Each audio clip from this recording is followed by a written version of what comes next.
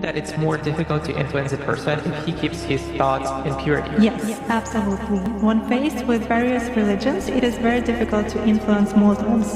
They are in a constant connection with the egregore. They do namaz every day and read prayers on a daily basis.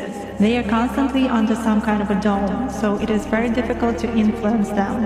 When you start impacting a person, he begins to address in a prayer. Indeed, many of them are very different from those who come to church only when everything is bad in their life. They come to pray and then for 5 years they forget about God, some canons, and so on. Muslims, as a rule, passionately believe and passionately give energy to their egregore, and this egregore protects them very well.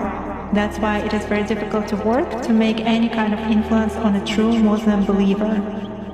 Is this some kind of a good egregore? Well, for them, yes.